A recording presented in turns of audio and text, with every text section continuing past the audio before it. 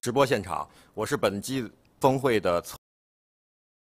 策划发起人齐超。那本季峰会呢是由中国拍卖行领导企业永乐拍卖与全球第一家销售创意与知识的画廊600分钟收藏咨询事务所联合主办。那我先讲一下咱们这次峰会的一个缘起吧，好吧？因为10年前的2013年，我做过一次中国台湾的艺术专题。那当时我在台北的时候，专访了台北的几位大藏家，包括2代的藏家，包括画廊主、美术馆的馆长，都进行了深度的这个对话。那当时呢，我的对话的年轻藏家呢，乃至画廊的2代呢，跟我说的是什么呢？他们说他们想买的艺术品需要问父母。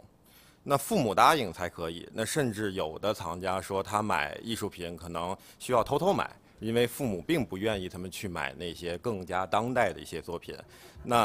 但是呢，今年5月我又做了一次台北的艺术专题。那这次呢，很多画廊2代呢都掌权了，可以自由的买东西了，甚至呢还可以影响买赵无极、常玉的父母。而且呢，很多新一代的90后也开始有了自主权，可以买自己想买的东西了。那举个例子，比如我在台北的时候，那朋友介绍了一个95年的年轻的小兄弟，那他是藏家，也买了不少东西，而且还做自媒体，在台北呢讲收藏很有名。那我们一起参加活动，他父母都来了，坐在台下支持，和10年前呢完全不一样。所以这是非常大的一个变化，因为10年前父母是不允许可能下一代去买他们喜欢的收藏的，哪怕当时他们的下一代都已经大概35、6岁了。那所以呢，我亲历了这10年的变化，感触还是非常深的。所以我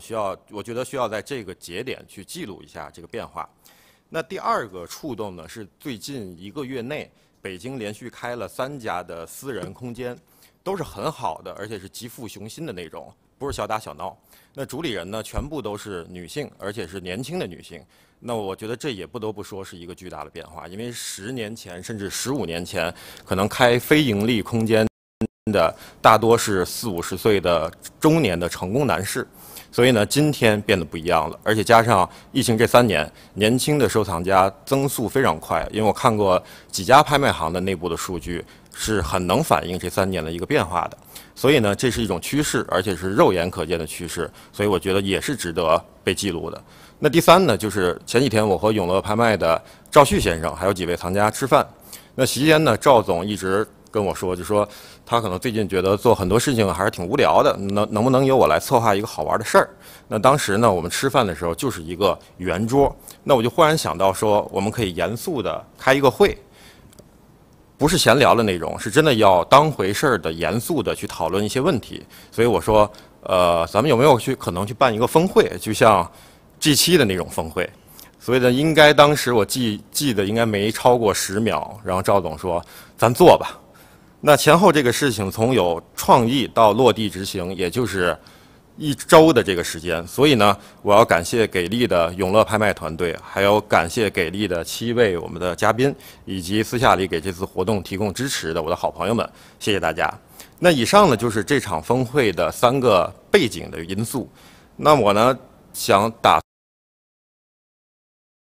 一个小插曲，那大家其实也看到了，这次邀请的嘉宾呢，男女比例严重失衡。那一度海报发出去之后呢，其实无数朋友问我说，是不是帮这里边的唯一的一个男性张旭先生来组的局？我说这肯定不是，所以呢，这绝对是一个玩笑啊。但是呢，确实是这就是一个巧合，因为呢，我一开始的这个名单大概有25人，然后我根据自己的这个按照内容和我们这次的主题还有角度筛选到15人左右，所以也就是说，这15人在我看来都是契合合适于这次咱们的峰会的。然后我就联系了每一个人。那因为我自己做过很多的活动，所以我知道其实邀请嘉宾应该是这样邀请，就是如果你想最终邀请5个人，那你可能最后至少要邀请10个人。所以我只能说，疫情过去了，大家真的特别忙，出国的，在国外没有回来的，探亲的，出差的，生病的，照顾病人的，所以最后就是这样的一个比例。那所以我想呢，这次虽然是一个巧合，但是我下次一定要组织一场6男1女版。那到时候我们来去看看那一场和咱们今天这一场有什么不一样。那客套话和活动背景都讲完了，那现在我要提出一个小要求。上道具，这个是一个小铃铛。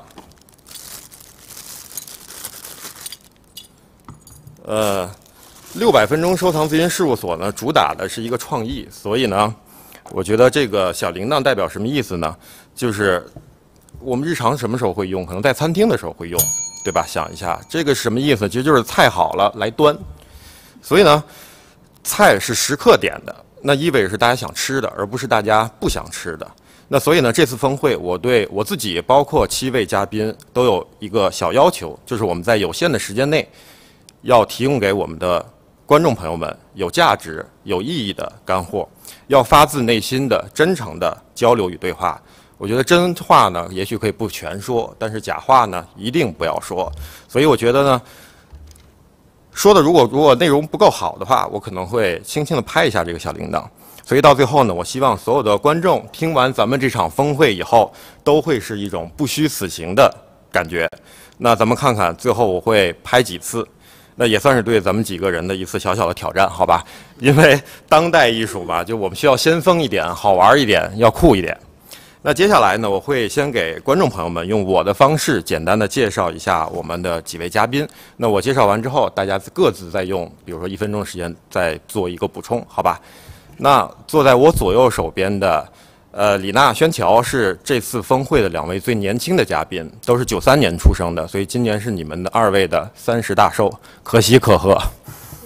那宣乔呢是美凯龙艺术中心的发起人，那从名字大家也知道，就是那个著名的红星美凯龙，就是宣乔的家族企业。那美凯龙艺术中心坐落于北京798，占地900平方米，是一家中型的艺术机构。19年筹备，20年12月宣布启动，2022年1月开馆，所以多数的时间其实都是在疫情当中度过的。想必这里边也会有很多的故事，所以一会儿我想听宣乔去分享一下。那我觉得你们艺术中心最牛的就是我觉得几乎只做一些影像啊、行为艺术的一些展览，所以这一点我是非常非常钦佩和佩服的。没有几乎了。好。那我左手边李娜，那进入收藏圈刚刚1年是吧？但是凭借着这个 Olivia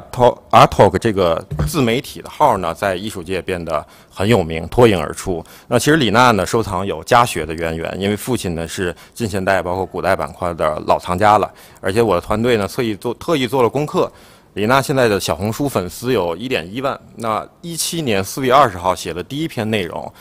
是什么呢？写的大概是我买了新衣服怎么服装搭配这样的内容。那然后到了22年的6月29号，你写了第一篇艺术的内容。那之后几乎每天一条，成为了日更博主。那到今天正好1周年零1天，对吧？所以在这期间呢，有人支持他，但是呢，可能也会有人讨厌他。那有时候呢，当我看到他的一些内容，我都会有一种这个你也敢写的这种感觉啊。所以这个呢是李娜。那接下来我右手边潘阳，1992年的潘阳，Panspace 的主理人。那小潘呢是南京人，和李娜、张韵佳2位其实一样，都是父辈呢，都是做收藏。那小潘的父亲呢收藏古董。那小潘18年的时候开始收藏，那19年的时候呢，建立了家庭的美术馆。那1层呢展览父亲的古董，2层是你的当代艺术的收藏，但是这个美术馆是不对外的，对吧？那海外留学回来以后呢，可能还在拍卖行工作过，对吧？所以算是直接打入了敌人的内部。所以我左手边的张韵佳，90年红美术馆的馆长，父亲呢也是收藏家。那红美术馆呢，2020年开馆，在苏州，是一个空间不是很大，但是很好用的一个美术馆，一个空间。那韵佳在美国留学时候呢，学的是儿童教育，对吧？那回国之后呢，先在深圳那边做了金融行业，之后回到苏州做红美术馆。那拍卖场上的果敢呢，我觉得在你身上体现的淋漓尽致。因为有一次拍卖的时候，我们2个坐在一起，然后有一件作品，当时他跟我说，他说 OK， 我拍完了。那这意思就是我们可以去看别人在拍了。结果就是在看的过程当中，他又在举，而且某一件作品，我跟他说，我说大概过了100万你就不要再举了。结果他又加了好几口，当时我心想就是行，你厉害。好，接下来是88年的袁冰。身高裸高是1.81米是吧？就气场非常十足，而且他一开口，观众朋友们，他一开口，妥妥的朝阳林志玲。所以呢，大家一会儿听他说话就知道了。那袁冰呢，毕业之后先做了几年设计行业，后来做了投资，而且最新的项目呢是在做自己的一个滑雪运动品牌。那袁冰的审美非常非常好，影响了不少身边的藏家的朋友们。那同时呢，还是国内某美术馆的理事，可能以及在不久以后，袁冰也要做自己的私人艺术空间。而且对西方艺术家以及很多国际当下活跃的艺术家，袁冰都如数家珍。那再接下来，1985年的聚聚，那聚聚呢是知谷空间的创始人。知谷是21年12月做的第一次的开幕展，那空间不大不小，曲径通幽，而且兼容并包，当代艺术、设计、家具、艺术书等展览，题材非常广泛。所以我觉得聚聚应该是想通过这些展览去传达一种生活方式。那每次我和聚聚经常在拍卖预展当中会见到，而且每次聚聚都带着小朋友一起来看展，所以我觉得你的小朋友非常幸福，因为从小就可以接受到艺术的熏陶。所以聚聚在我心中呢，一直都是事业和家庭做得非常好的新时代的女性的典范。那本场峰会的最年长的嘉宾就是我们的张旭先生。那小红书的博主也是他，然后有5、6千的粉丝，也非常厉害，就是在不断的去发表自己的一些观点，而且他的小红书的名字很奇怪，叫旮旯旭，因为北方我们管那个词叫旮旯。那张旭先生呢，生于1983年，今年是你的40大寿。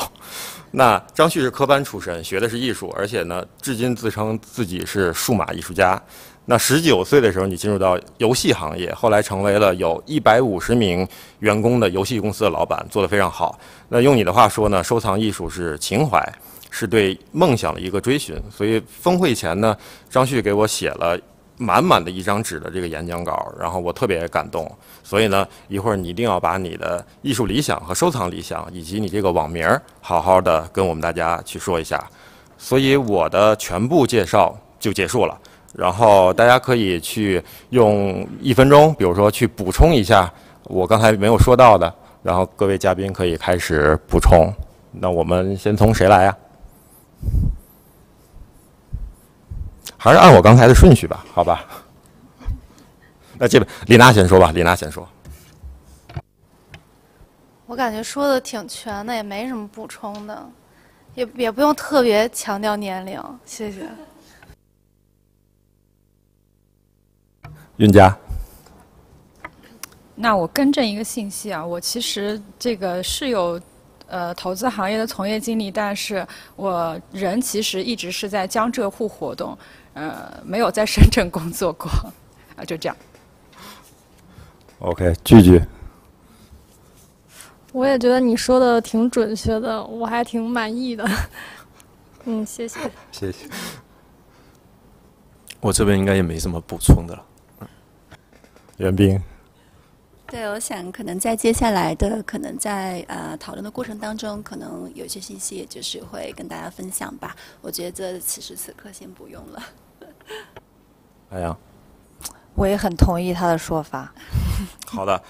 OK， 那接下来我们就可以进入到我们峰会的第一个板块，好吧？我们第一个板块呢叫“我与收藏”。其实基本上，我觉得还是要让大家了解一下各位收藏家们是怎么样走上艺术之路的，然后以及大家现在的收藏的一些情况是怎么样的。那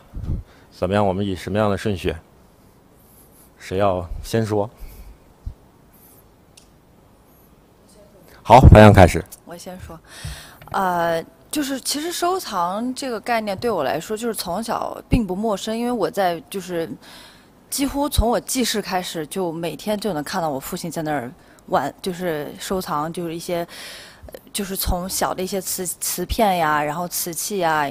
包括一些就是玉器啊这样的一些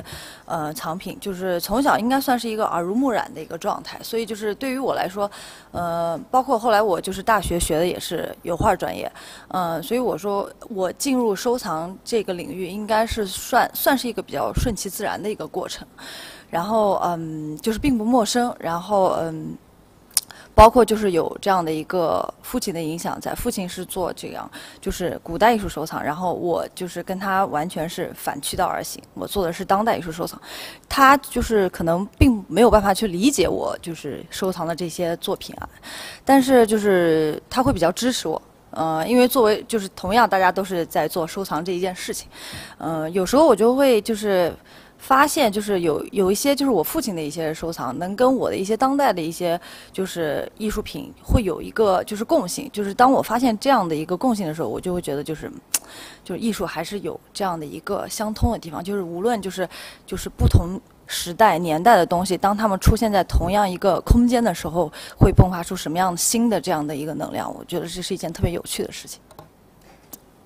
你刚才提到他不理解你，他又怎么不理解你？因为他是因为我父亲他本身也是他是南艺毕业的，就是也算是一个科班出身的一个艺术家，如果不是因为就是可能就是为了就是赚钱这件事，他可能会真的会走上艺术这条路，所以他对于他来说，艺术在他的概念当中是一个非常传统的一个概念，就是有一些比较前卫的一些这种思潮也好，还有一些这种反思也好，他是没有办法理解的，就是对于这种观念性的东西，他没有办法理解。但是他作为一个就是收藏家来说，他是很理解我现在在做的这件事情。所以其实也是全力在支持你做这个事儿，是吧？是的，是的，我父母都非常支持我。OK。那我说一下吧，我感觉我们的经历有相似，也有这个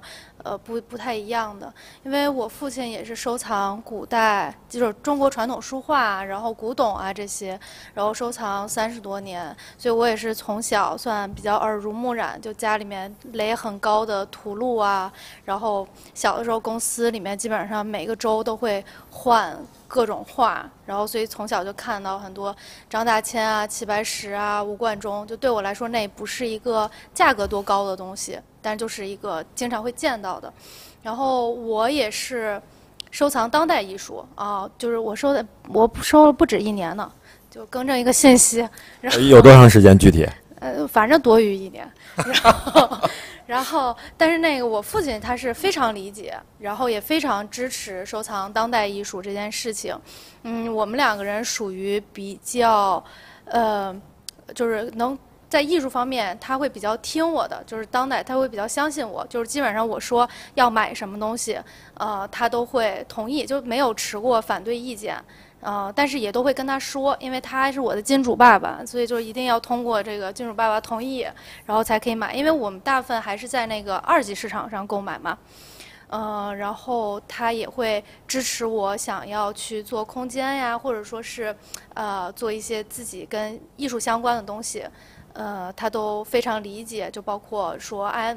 我如果买贵了什么东西，他都会说没关系没关系，我们也不卖，然后就放着就好了，就怎么的，他就很理解很宽容我很多这种艺术的购买行为。对，所以这个其实就跟我之前在中国台湾做的那个专题，其实得到的反馈就完全不一样。因为10年前那边的家长其实是不太希望子女去买那些特别先锋的东西，他们是从赵无极、常玉那个时代的作品可能开始收藏起，但直到10年后的今天，可能才会有一些变化。这是我看到的这10年的一个变化。所以可能我们现在，所以我只能说，就大家有些朋友们还是比较幸运的啊。然后下一位，句吧。我也是从小学画画，然后就对这个就一直都不陌生吧。然后另外呢，上大学的时候学的电影专业，然后就会对视觉影像这方面的东西，对视觉呈现的东西更感兴趣，也更敏感。然后接受的范围呢，也从影像呀、装置啊，就这些都在我的接受范围之内，所以我感兴趣的东西还是比较多的。然后我刚才也感觉到这里边我年龄属于稍微大一点的，然后也随着年龄的增长，最近我也开始对近现代书画感兴趣。我就简单介绍一下，因为我觉得有点相似。OK， 那你是从哪年大概开始收藏的？13年。哦，那10年了。但是就收的比较慢一点。就属于伴随着我成长嘛。因为13年之前我是属于单身女性，然后之后才进入家庭。那比如这10年下来，你觉得你的收藏会有发生了一些什么样的变化吗？一开始大概怎么样？现在会是怎么样？我觉得变化还是非常大的，因为就是从以前我会非常注重这个艺术家的基本功或者专业能力，还有那个时代的人很安静，创作的东西也非常的完整。现在的我觉得有一些作品确实是因为时间有点长，经典的东西你看了30年，有时候会疲劳，所以有时候也愿意看一看年轻人的东西。这是我最近总结出来为什么当代90后艺术家那么受欢迎。的一个原因是吧？对。哎，那你的比如中西的比例大概是怎么样的？中西的比例可能国外的艺术家占20%多。OK， 就80%都是中国的艺术家是吧？对。好的，好的。那我们的男性嘉宾张总张旭，你来说一下。你先说一下你的那个网名吧，为什么叫旮旯旭？因为我大学是在北京读的，然后在北方这边，旮旯是一个比较应该很犄角旮旯。对，犄角就是nobody care you， 就那种感觉。我喜欢是那种因为我的性格比较内向，所以对于我来说，我喜欢安静的做我自己想做的事情，所以我不是不特别愿意去分享的一个人。但是可能我做小红书这个平台，其实当时也没想这些，只是可能写一些自己。遇到一些艺术家呀，遇到一些策展人，然后会沟通很多，聊很多，然后觉得特别有意思。然后我觉得，我希望有一个平台能把我遇到这些东西能整理起来，不然的话我肯定会忘，因为太琐碎了啊。这就为什么我要做这么一个给自己的一个空间，然后写上自己的一些想法，整理一下这个目的。对，你来讲讲你的这个收藏的经历吧。对，那我的收藏可能毕竟没有这种家庭收藏这种背景，所以说我的收藏还是比较都是我偷偷摸摸买的。那基本上偷偷摸摸买个10几万作品，告诉家人这个很便宜，几万块钱。对，就基本上有的时候画都不敢往自己家带了，画都能藏到办公室藏办公室，所以我几个办公室塞满了画，这没办法。对，然后但是对于我来说，收藏对于我来说最有意思的是，因为我本身是画画，从小一直画画，对于说画画是我绘画性是我最感兴趣的。然后尤其到后期，哪怕做游戏公司做数码艺术这些东西，对我来说，慢慢的已经变成一样科学了。因为那种数字媒体它是比较偏方法论的，也是比较偏那种市场的，所以我那个时候我就开始更加喜欢去尝试一些就是那种不确定性，那种更有趣、更混沌的艺术，更纯粹的艺术。这个时候为什么我就开始自己收藏？那我收藏的目的其实也很简单，就是我去认识艺术家，跟他们聊天，找到我喜欢的艺术家，我跟他很有共同语言，他能给我启发，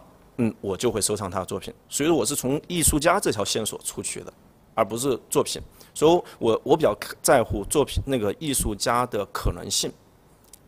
哪怕他作品尚且不完善，但是他的思想和他的认知，我是觉得对我蛮有启发他尝试的东西在过去是没有的，那我都会去继续跟他收藏去帮助他。这种启发是满足于你，比如说没有做成职业艺术家的一种启发，还是满足于比如你的的确会对你的事业有帮助？我没有这么强的功利心，那我更多的是对我人生的一种启发。我刚才我跟几位艺术家过来的时候，我跟艺术家也讨论了关于看了很多作品，也在讨论有些艺术家他的作品在市场上并不好，2级上并不被认可，但他作品有很强的个人的一些想法，或者他在作品中表达。是一种很纠结、很专注于在绘画上面的，然后他的人生的态度对于我来说都是一种启发，所以我不太关注于2级市场或者1级市场价格，我更关注于这个艺术家他对我的生活或者他的生活态度是否能感染到我。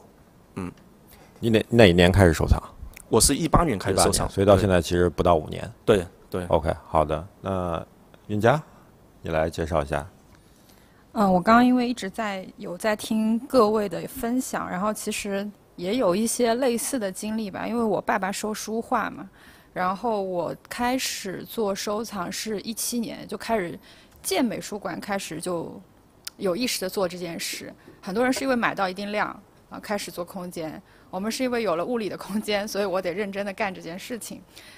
但其实对艺术感兴趣这件事情，应该是从小的时候就有很浓厚的一个兴趣，但严谨的开始收藏是17年之后的事了。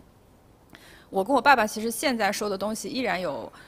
很大的不同，他可能越来越古了，我可能看的更多是年轻艺术家。但这一年里面呢，有一个好的现象是我们的审美无限趋同，就可以做到相互种草的那种程度。所以在今年的这个收藏经历里，我也买了一些20世纪的，我觉得很值得的、很好的一些作品。那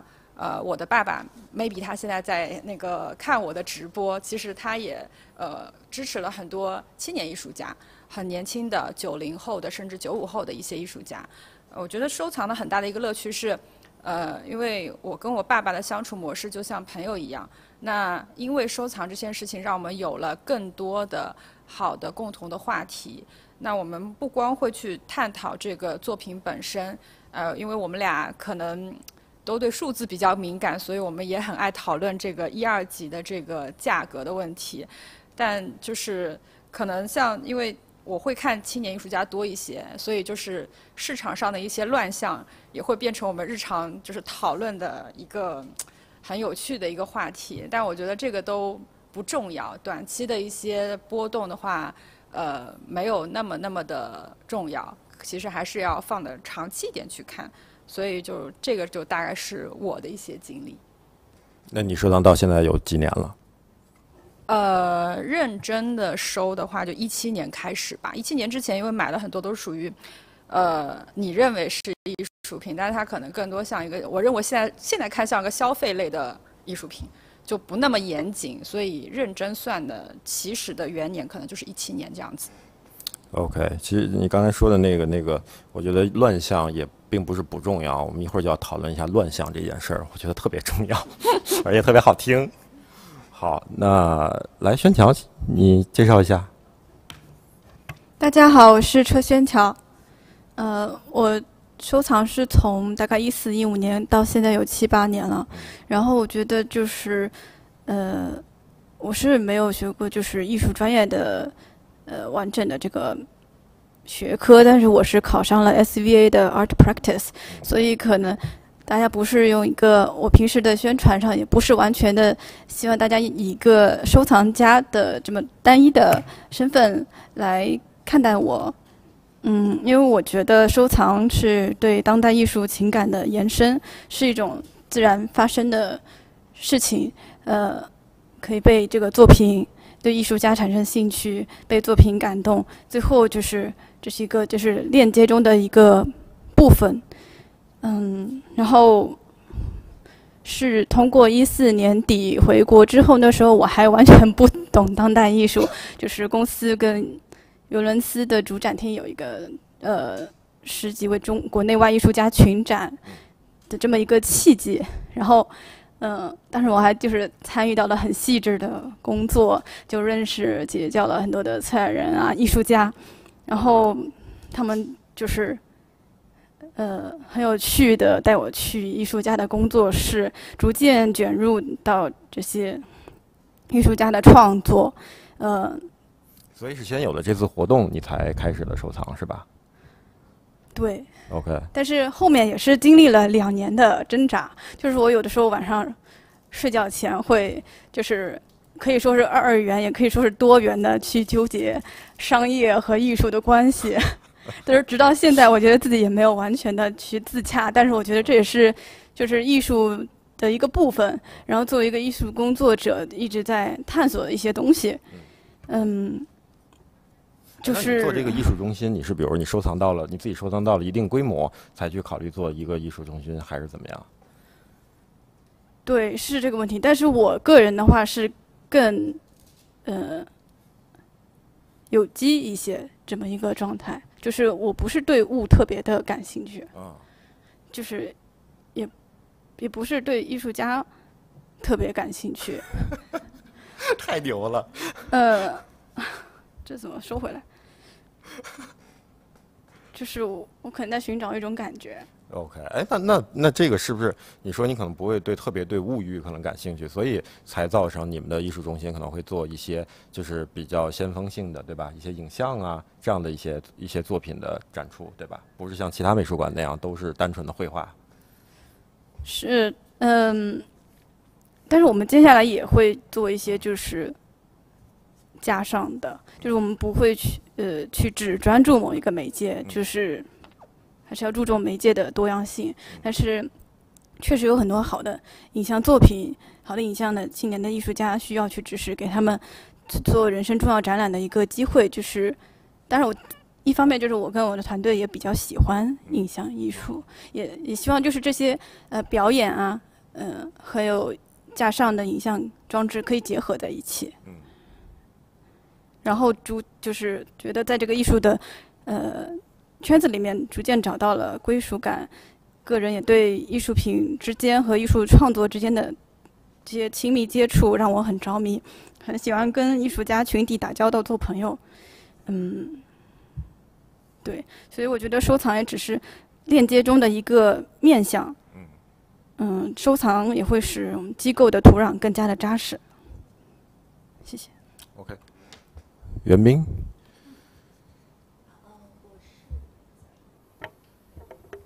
对，我是13年那个时候在米兰理工的设计学院 Polydesign 读 Master， 然后那段时间我其实是有很多游历的经历在欧洲，然后基本上都是以艺术作为一个关注点吧，然后去欧洲的很多美术馆，然后机构、博物馆去看展览，所以说就是有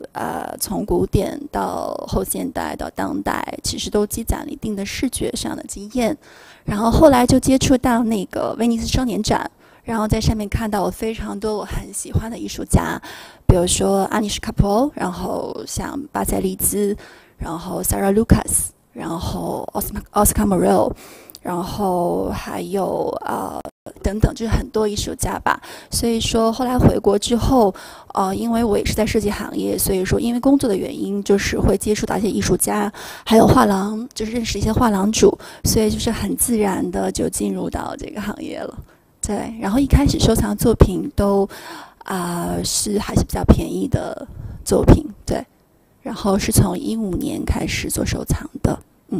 我看过你的那个收藏清单，其实大概一半中国艺术家，一半西方，对吧？但现在可能应该西方会多一点。我其实早期的时候是先从西方艺术家开始收起，对。然后因为就是我的 reference 其实更多的是来自于这些就是双年展或者是一些我在美术馆看过的名字，所以可能一开始会倾向去收一些可能比较成熟的艺术家的小作品。然后后来开始，我觉得积攒到一定经验之后，才会自己开始有了判断力，才去延伸到我觉得去发掘艺术家，去做就是去买一些比较年轻的艺术家的作品，对。对，其实一轮下来，其实我们可能对几位嘉宾有了一些了解，而且呢，我觉得这次邀请的一些嘉宾呢，其实都会各自有一些不同的，可以分组，或者说对，因为各自都有一些经历啊，或者他们的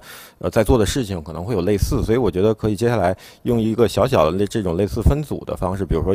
比如李娜跟张旭，可能他们都在做小红书，对吧？你们可以去讲一讲这个东西跟艺术的一个关系，包括比如开空间的几个朋友，对吧？你们都做自己的空间，然后我觉得这种还是蛮有意思的一个分组吧。那我觉得那就先讲讲这个传播这件事儿吧，好吧？然后那个李娜，你来讲一讲这个，你做了这1年小红书有什么心得体会啊？其实一开始写小红书只是为了做一个笔记吧，自己在学习和积累这些艺术经验啊，然后拍卖收藏经验，然后我感觉可能随着我的不断学习，我的想法会改变，那我就把它写下来，然后发出来。然后渐渐的就会有很多人会看、会留言、会私信我去交流。我觉得这是一个挺有意思的过程。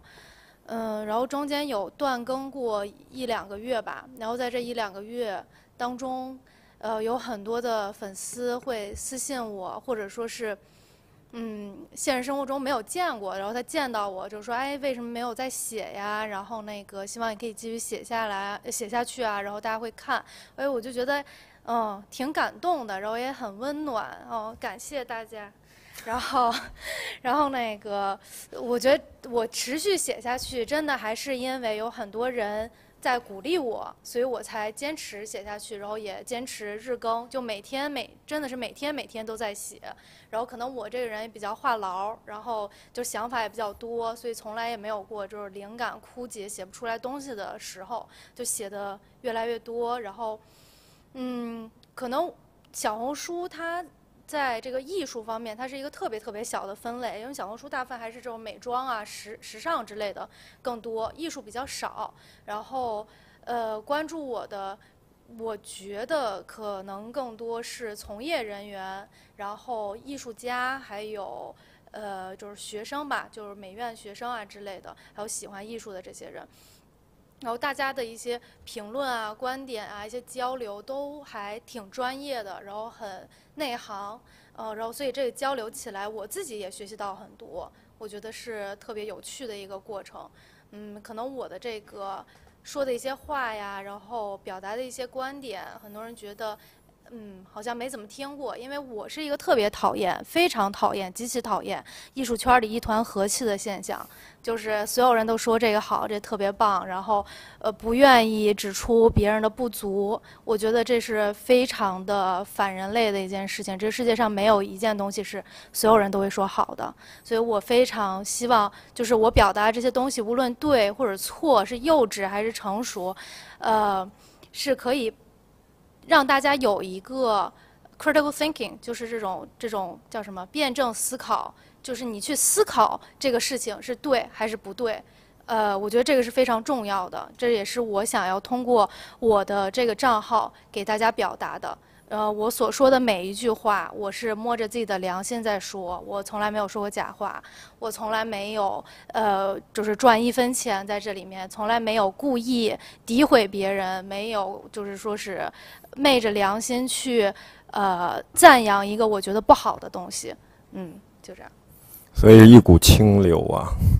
我刚才还想问你呢，你到现在做了1年，然后也这个有1.1万的一个粉丝，你实现商业化了吗？我挺想那个，就是变现，但是变现无门。然后我自己拍那些什么访谈呀，什么都是我自己贴钱拍的，然后都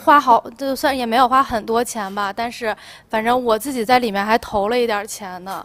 就是1分钱自己投自己是吧？对，就是1分钱也没有挣到过，但是我觉得还是我很乐于干这件事儿吧。我希望通过我的这个。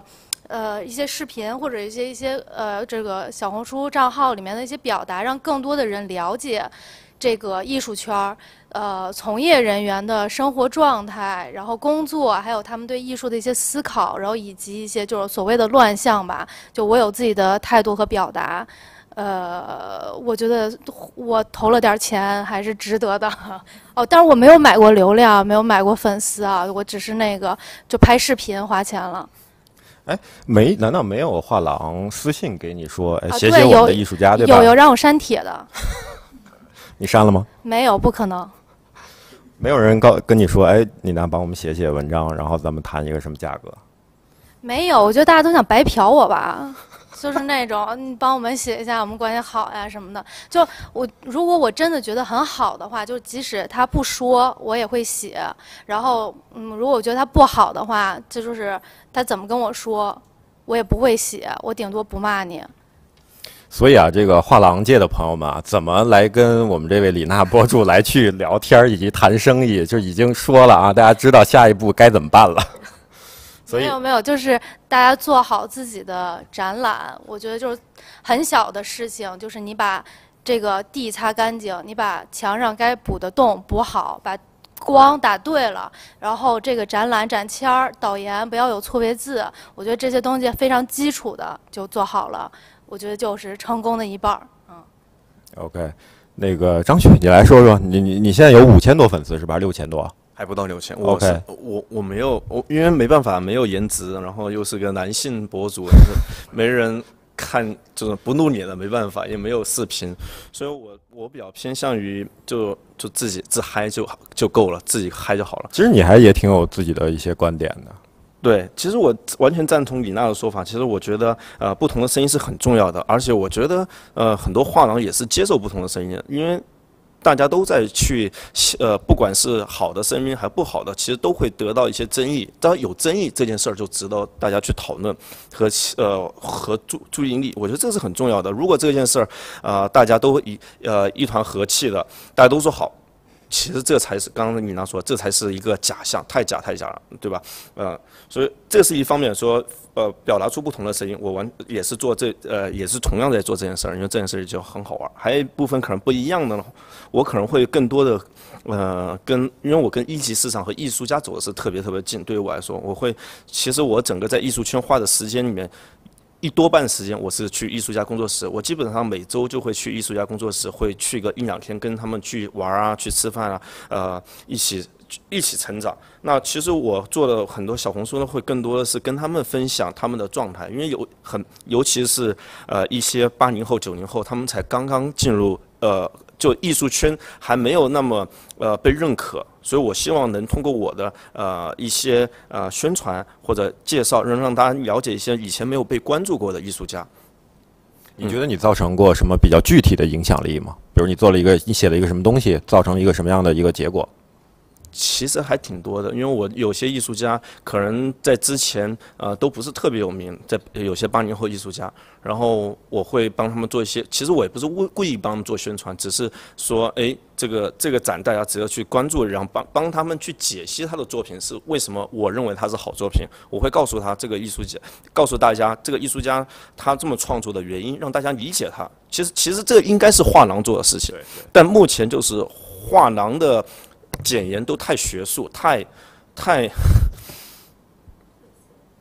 他就故意说这么晦涩。我问过那个策展人，为什么你们要把这些东西说这么晦涩，让人看不懂？就不能像他说那，所以他们跟你说是我故意就这样的，是吗？对，这就是老派这个策展人的工作，就是要表达有文学性那种。对，所以说我说 OK， 那我就做一些那种让大家更容易理解和明白的工作。所以有画廊艺术家来找你说，帮我们写一条吗？哦，这没有。但我会更多的，我会跟画廊建立，因为我觉得画廊和艺术家还有藏家的关系是很重要的，所以我会在里面会扮演的一个更多是如果我觉得好的艺术家，我会帮他们做一些宣传，也会帮他们做一些介绍，但纯属只是。我觉得这个作品本身好，大家应该去了解一下。OK， 我们刚才说了一下这个做自媒体的，我们可以接下来去谈一下开空间。那我觉得4位其实嘉宾都有开空间，当然唯一的区别是潘阳这个空间是不对外的，对吧？那我觉得潘阳先说，你这个空间大概是一个什么样的一个情况？我的空间就是纯属就是给我自己玩的，就是没有策展人，然后也没有所谓的就是很正规的那种展签呀。就其实我跟我父亲想做这个空间的初衷，是因为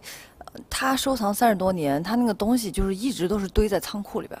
就成山的堆。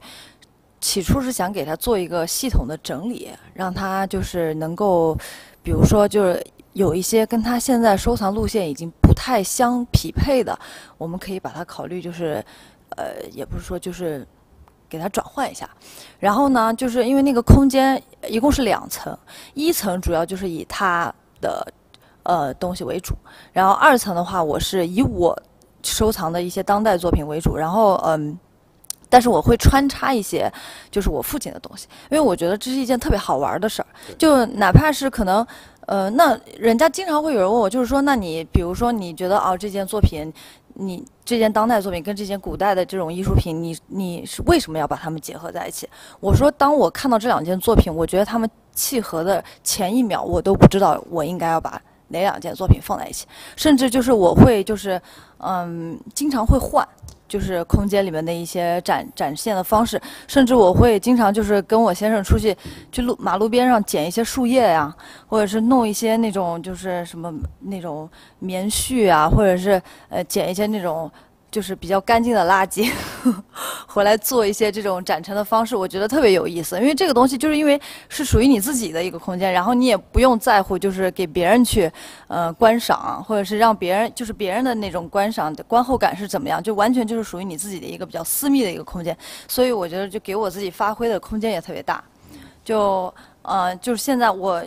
所以就是我觉得它是一个给我一个就是一个怎么说呢，就是一个特别好玩的一个空间。就是可能跟这种对外的就是不太一样。对，我插一句，因为潘阳学的也是纯艺，对吧？你之前还想做艺术家的，对吧？对，其实我作品还挺好。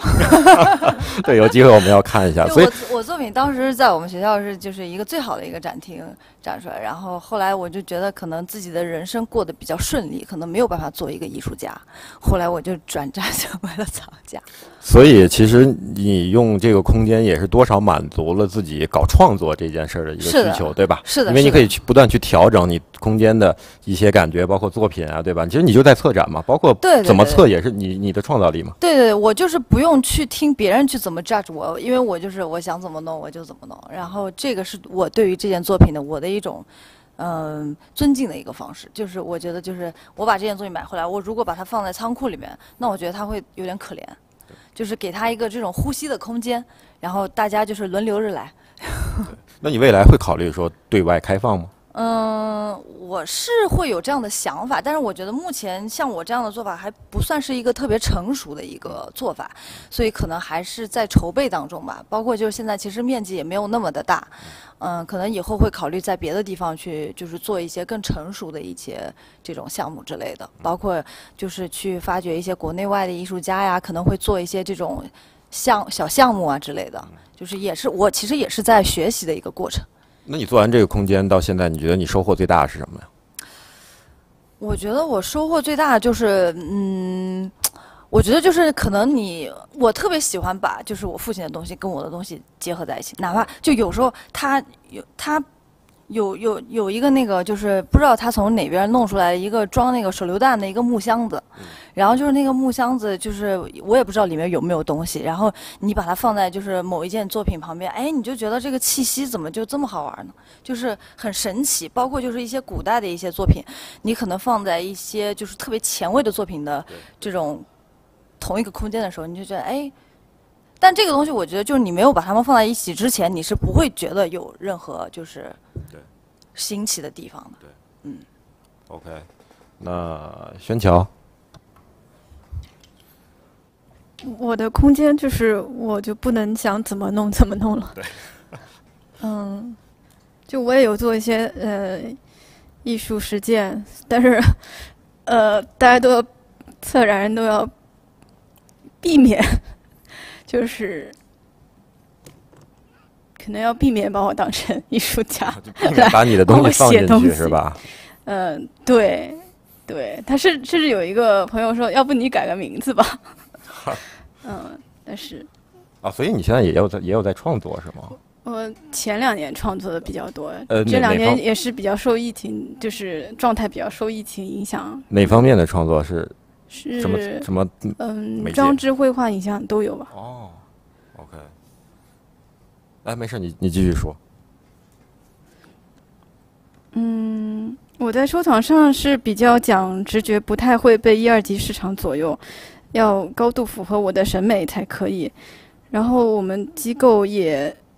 同时透过很多委任的方式来收藏。我喜欢在1级市场买东西，是因为这样可以更加直接的回馈到艺术家，给艺术家帮助。我觉得首先来讲，收藏是一个不断的缓慢的学习，自我批判这么一个过程，这些大家肯定也都知道。所以比比如说一些国内外看展览啊、博览会啊，我也会多跟身边的以及能接触到的其他的策展人一起学习，因为还有别的工作，然后我还有家具店，就是我不可能像一个策展人有那么多时间，就是因为国内外艺术家实在是太多了，就是我通过他们的网络去就是认识到了解到更多艺术家的工作。那你做了这2年之后，因为你们开馆也有2年时间了，对吧？对，那你觉得你有什么最大的收获是什么呀？最大收获就是我们想要建立一个连接性的平台，就是通过一些很多，因为我们面向的更多是艺术从业者，还有就是艺术院校的青年，希望就是建立起这样一个 common sense， 然后有一个空间，然后通过持续的这些内容的策划，觉得还是收到了一些响应和很好的回馈。对，你们这个艺术中心，大家反馈还是不错的。对，好，那句句。大家好，我是句句。我说一下，我跟我的那个空间的关系。其实最开始想到做这个空间，是因为身份的转变，就是从一个单身女性变成了一个母亲。就希望呢，在自己的小孩身上能有一个能够延续的沟通的话题，就是跟随着他成长，然后也是我的继续成长。我小的时候画画的时候，也是有一个美育的老师带，然后所以呢，我做这个空间的时候，当时也是合作了一个儿童美育，这样我就觉得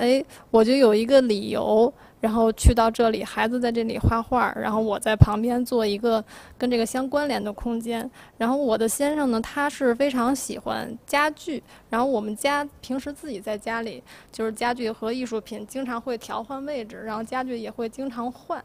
我觉得这就是我们喜欢摆弄这些东西，所以我们自己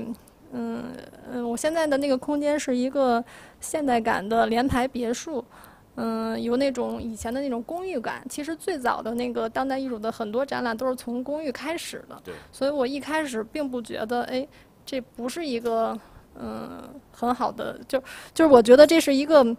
比较轻松的一个起点。然后所以就做了这件事儿，然后把一些经典的设计家居，包括一些独立设计师的家具和艺术品结合在一起，然后这2样东西在一起呢，有1+1大于2的感觉，因为它是可以互相提升的。我也在这个过程中，增强了自己的空间感，因为画面以前在我看来是平面的。当它在一个空间我也参与了一些布展的过程，然后我就发现，有的时候你通过这个空间的转化，它的感觉是完全不一样的。这是我在这个过程里，不断学习的这种受益吧。OK， 所以那你觉得你最大的那个收获是什么？最大的收获就是最开始我做的展览可能是，就像娜娜说的那个，好像是比较舒服的。就是很多人到了我空间觉得哎呀太舒服了，就觉得很安静很好。但是最近我就想打破这种舒适的感觉，然后包括我觉得有很多审美同质化，让我自己也很难受，所以后面我就想做一些实验性的，就是不那么美好的，可能就是影像装置啊，或者是还不成熟的。所以我希望我在这个过程中，一是跟年轻人一起成长，然后也重新再梳理一下这个自己的这个审美方向吧。OK， 来韵佳。刚刚因为我也一直在听大家讲，其实我们的这个就跟大家可能不太一样，因为就从一开始的时候不是为了做美术馆而做美术馆，而是因为就天然的有了这样一个房子，然后因为又对艺术感兴趣，艺术又跟我们的主业有很大的一个关联性，所以可以理解为是更多的出于一种 PR 的考虑，所以去做了这件事情。那我们其实一开始的时候对整个一个当代的美术馆的运营没有太大的一个概念，而且因为我开馆是2020年的10月份，就可想而知，其实也没什么好交流的机会。然后因为我们苏州的话，其实也是以传统书画比较见长的这样的一个城市。当然，现在有一些好的变化是，不管是从政府还是民间的层面，都在大力的关注当代艺术。但这个3年里，因为一些特殊的原因，反而其实给了我们很多试错机会，所以就是从一个比较野生的状态，逐步开始变成一个正规军的那种状态。然后我自己其实也是在这个过程当中，一是学到了很多东西，另外是我觉得就艺术收藏其实是很大程度上治愈了我，特别是就是你可能就是生活不太顺利的时候，其实就看看那些你买的东西，心情还是不错的，然后你就会觉得这个钱吧花的还蛮值得，然后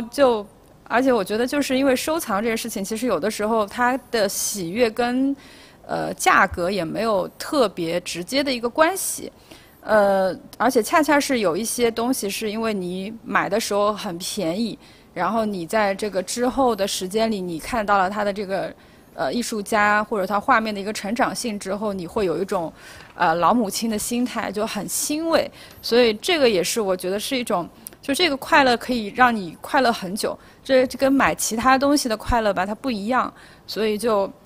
很高级的一种快乐。所以如果说这个收藏对我有什么特别大的影响，我觉得一句话概括，就艺术点亮生活吧，就是这样。OK， 哎，你说这个是，比如你有一些试错，你大概可能都会有哪些曾经错过？我其实不太想承认我错过，因为我觉得就像我刚开头讲的，这个有的东西的它的时间太短了，对于艺术家来讲，我很少就是去评判说它好与不好，因为我觉得要给艺术家一点时间，特别是青年艺术家，因为他有一个生长性嘛。那我们如果现在回过头去看一些已经在艺术史上的艺术家，或者是我们70的这种60、70的中坚力量，其实他回过头去看对他不同时期的作品的评价，也会随着时间推移会有一个不同的判断。所以我不承认是错，我觉得这个就还要再观察，然后也应该对艺术家跟青年艺术家的作品，我觉得多一些包容吧。